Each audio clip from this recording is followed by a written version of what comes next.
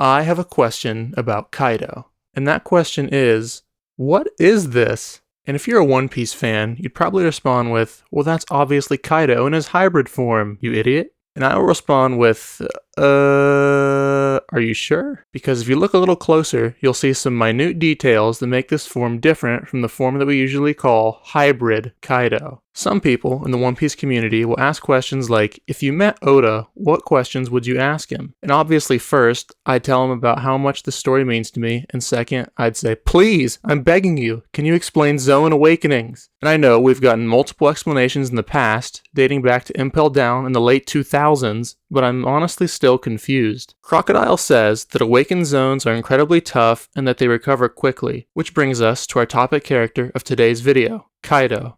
See, I feel like almost everyone can agree that Kaido is the type of character that should have an awakened devil fruit, as he fits the description of an awakened zone perfectly, but it's honestly pretty unclear as to whether or not he's awakened. In the last, maybe 3 to 5 years of One Piece, awakened zones have been visualized by their Hagoromo cloud-like scarves that appear in their awakened forms. Luffy has it, Lucci has it, even Kaku has it. And surprisingly, we never see Kaido go into a form like this. So I guess he's not awakened then, right? Well, it might not be that simple, as the Impel Down guards also don't have any awakening Hagoromo scarves. And that brings me back to the form that I pointed out at the start of the video. Kaido has 3 forms that people usually talk about. His regular giant / ancient Oni whatever form, his full dragon form, and his hybrid dragon form, which is a mix of the two. But then there's the 4th form that nobody talks about. You can clearly see that his eyebrows and nose are drawn to be different whenever he is in this mystery form. And when he first goes into it, you can even see lines that show his muscles getting bigger. Oda purposefully drew that. So is this actually his awakening? Well, it might be. See, obviously this form doesn't have a scarf, so can we explain why that is? Well, Vegapunk actually says something interesting when we see awakened Lucci. He says that awakened Zoan fruits usually take over the user's mind, which is probably what happened to the Impel Down guards. So the scarves probably show when someone has mastered their Zoan awakening. Now why exactly is Luffy's scarf white while Lucci and Kaku's are black? I don't know, maybe because he's good and they're evil or something? So I guess that might just be the complete explanation. When a Zoan user masters their awakening, they get a white or black scarf to signify it. So the only truly mastered Zoan Awakening users in the story are Luffy, Lucci, Kaku, maybe the Gorosei, and Yamato. Well, maybe, because Yamato is kind of a weird case, as she has an awakening scarf in multiple forms. See, most people call this Yamato hybrid form, and this is clearly her full Okuchi no Makami form. So why does she have a scarf in both forms? And neither of these seem to be her awakening. Well, that brings me to our main character, Luffy, who had an awakening scarf in Gear 4, which might be either his full zone form or his hybrid, we don't really know yet, but that's pretty strange. I wonder if having a Hagoromo scarf in your hybrid or full forms is just a thing with mythical deity fruits. And that would explain why people like Marco and Sengoku, who might be awakened, don't have scarves in their hybrid modes. So does that mean that Luffy, similar to Yamato, is a deity of a certain place, like the Ancient Kingdom or Elbaf or something? Well, that's a theory for another day, as we need to get back to Kaido. Okay. Finally, is he awakened or not? He doesn't have the scarf, but wait, he does have the scarf in his dragon form? Now what does this mean? Nothing. I honestly think this is just his flame clouds that he makes with his fruit in order to fly. I seriously doubt that this is somehow his awakened form. So in the end, either Kaido isn't awakened for whatever reason, either he'd never tried or he's not entirely compatible with his fruit, or his fruit just hates him, I don't know. Or he is awakened and he hasn't perfected it, and his fruit is kind of taking over his mind. Maybe that's why he only transforms into that form after he's drunk. I'm not sure. Well, if anyone has any theories or comments about Kaido or Zoan Awakenings, you can go ahead and leave them in the comments below. Okay, I kind of decided to just combine all of my awakening videos into one solid video, as they're probably all best in this format. So now I'll do the Paramecia section and then Logia's right after. Paramecia Awakenings are probably the most straightforward and easily understandable awakenings out of the 3, but there are still some oddities among them. Doflamingo first introduced awakening Paramecias in Dressrosa, and to me, he made it seem like awakened Paramecias have the ability to turn their environment into their devil fruit's power. He was using the string fruit to turn the ground and buildings into string, so it all seemed pretty straightforward. When we got to Whole Cake Island, Katakuri ended up doing something similar with his Mochi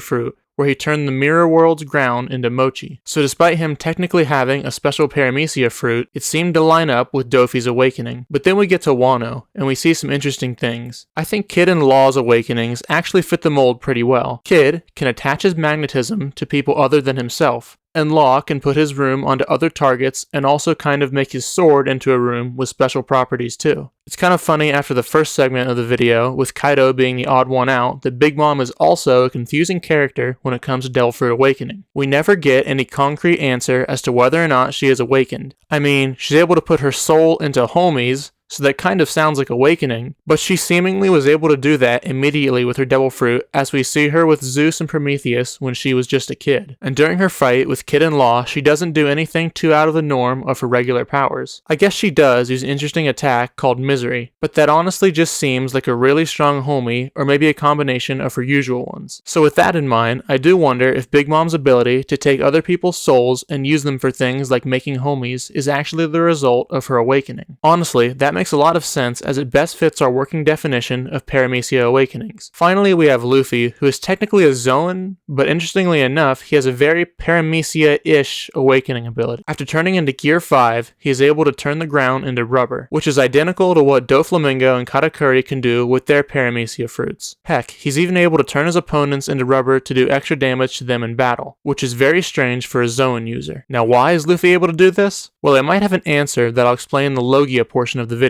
Speaking of which, Logia awakenings. They're easily the most mysterious awakenings type, as we don't have any decent definitions for what a Logia awakening is. A lot of fans believe that they have the answer, but I'm not so sure if they're right. Most people point to Akainu and Kuzan's fight on Punk Hazard as a clear example of Logia awakenings, as after their fight, the island was permanently altered to have ice and lava climates. So essentially, most fans believe that Logia awakenings permanently alter the climate and landscape of wherever they are used. And I honestly have to disagree. See, I think that affecting your environment is just something that strong Logia users can do. For example, we see Ace's Flame fruit affect Drum Island when he visits there, and I think this is just a result of his Devil Fruit, and not him unnecessarily using an awakening on some random snowy island that he went to. There used to be theories that places like Enies Lobby and Raijin Island were affected by Logia awakenings, but that can be easily disproven by Raijin Island just being another crazy island in the new world with strange weather, and Enies Lobby is clearly a place that was hit by the world government's potential ancient weapon that is powered by the Mother Flame, and not the result of some weird light fruit or gravity fruit awakening ability. And even Punk Hazard was probably just transformed from two top tier characters using their abilities for 10 days straight on an island. That seems totally possible. Greenbit was hit by a meteor from Fujitora, and it's clearly very different now.